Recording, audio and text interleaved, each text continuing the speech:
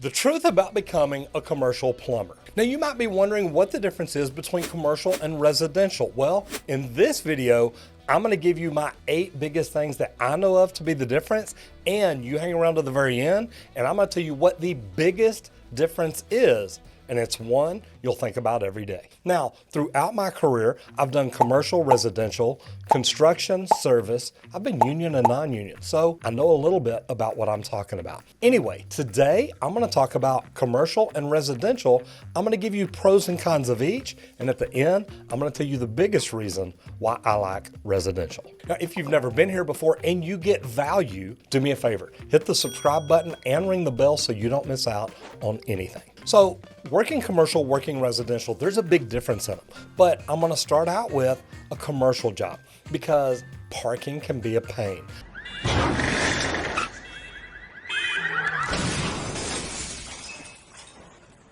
I think you've got room to back up. I remember working out at DFW Airport, it wasn't just the parking, it was where you had to park. You had to get to the job about 45 minutes early just to get to the job site because you had to park remotely, get on a bus, ride into the terminal, and then get into your work area. We're at the airport. Yeah, so? I already seen the airport. Now, this takes a while, and part of it is on your time. We ended up negotiating a deal where people could come in on their own time, but then leave on our time. So if they work from 7 to 3:30, they'd come in and get on the bus between 6 and 6:15 to be in the area by 7 for the safety meeting. Then we made sure they were done by 2:45 so they could be out at the bus by 3:30. That's a give and take, and they don't always have to do that. They could have just said, look, the job starts at 7, it ends at 3:30, be here and stay till then. But what about other areas? Just working downtown. You may have to park in a parking lot. You may have to pay for it.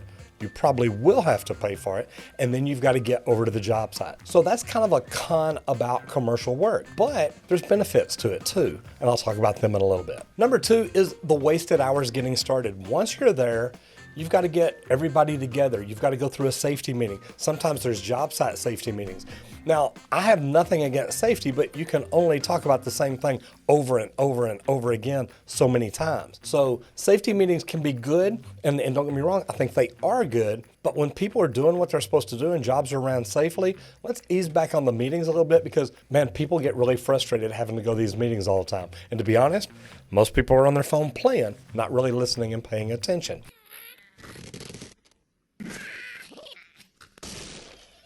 So a waste of time getting started. You may have gang boxes, you may have certain areas where you can store your tools. There's a lot of time wasted and it makes you look bad production-wise. Number 3, the meetings.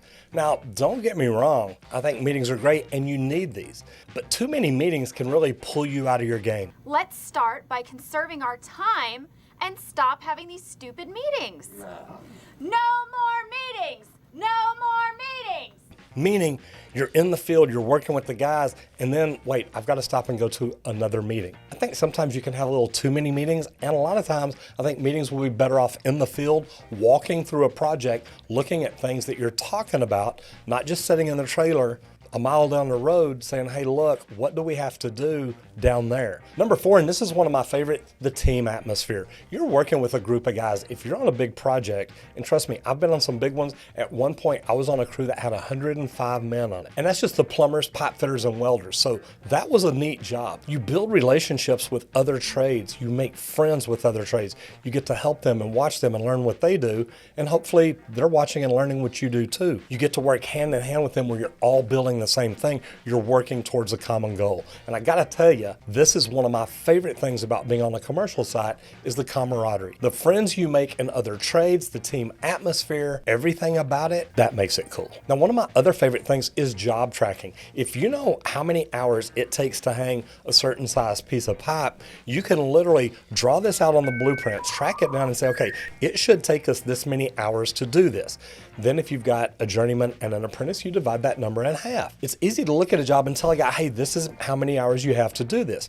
It's not just, hey, I need this done fast. Your idea of fast and his idea of fast may be 2 completely different things. So what you can do on a bigger job like this, now you can do it in residential too, but guys go on so many jobs a day that you've literally got to spend time breaking down each and every job.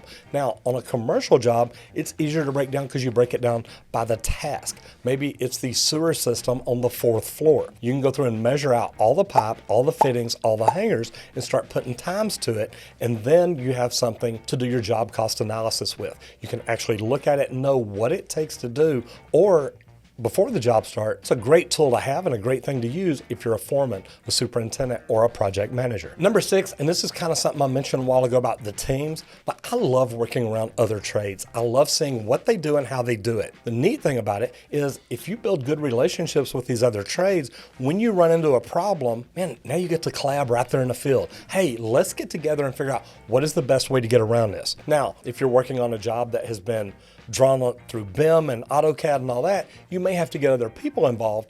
But when you're the one there in the field looking up saying, okay, this is what we've got, this is where we're at, and you can look at coordinated drawings and say, hey, apparently they missed something here. What can we do to fix it?